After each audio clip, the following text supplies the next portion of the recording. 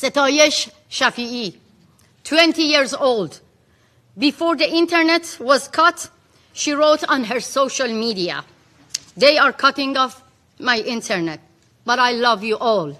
She was killed by the Islamic Republic IRGC. Rabin Moradi, 17 years old, shot in the back, a young football player. He was killed by the same IRGC. Mehdi Zadparvar, a popular athlete. He wrote on his Instagram before going to the street, "I know I may be killed, but I have no fear. I want my rights." He was killed by the same IRGC.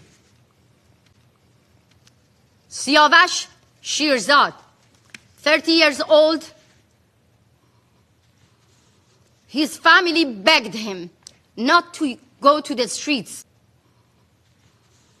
His family begged him not to go to the streets because of his safety.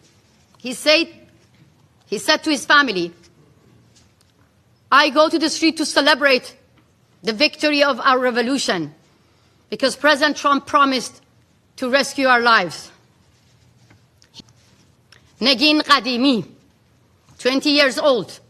She died in her father's arms after being shot by the Revolutionary Guards member.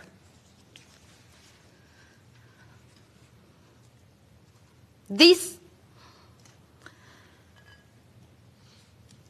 feel guilty that I don't name the rest. The list of names goes on and on.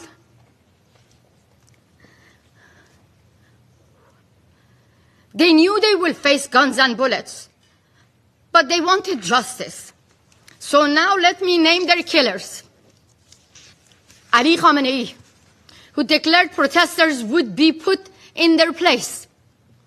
Judiciary Chief Ghulam Hussein Mohseni Ejei and the IRGC commanders who publicly vowed punishment would be maximum. Ali Larijani, who promised no mercy for those who questioned the regime, while his own daughter, his own family live here in the United States of America. They don't deserve to enjoy the privilege of freedom in America. Like the other children and relatives of the Ayatollah saying death to America, their relative live here in America. 3 years ago, another Iranian human rights defender stood here in this room to warn you about another nationwide protest, Women, Life, Freedom, after the murder of Mahsa Jina Amini for the crime of simply showing a bit of her hair. How many women are sitting here? You could easily get killed simply for showing your hair. Mahsa got killed. That sparked a revolution. And women and men shoulder to shoulder took to the street. More than 700 people got killed. We have seen this before. We have more names to remember. In 2009, Neda Agha Sultan, symbol of more than 100 people who got killed. They named President Obama to protect them. President Obama was looking to open the doors of diplomacy to a regime whose language of negotiating with its own people is guns and bullets.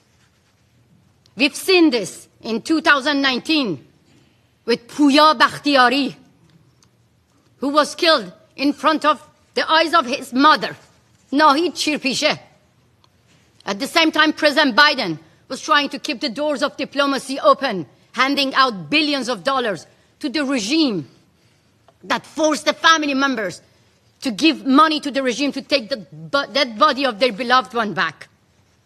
Faced with the regime using military weapons against civilians, the Iranian people are asking the world to help through actions, not back-to-back meetings and empty condemnation. We don't need empty words.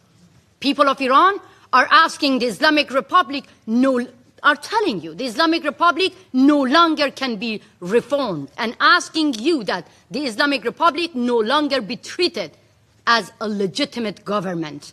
Today, The number of those killed is much higher than I told you. This regime, again and again, cannot be reformed. Let me be very clear. The Islamic Republic behave like ISIS, and the Islamic Republic must be treated like ISIS. This is how you can save lives. Thank you so much. I thank Ms. Al-Najjad for the briefing.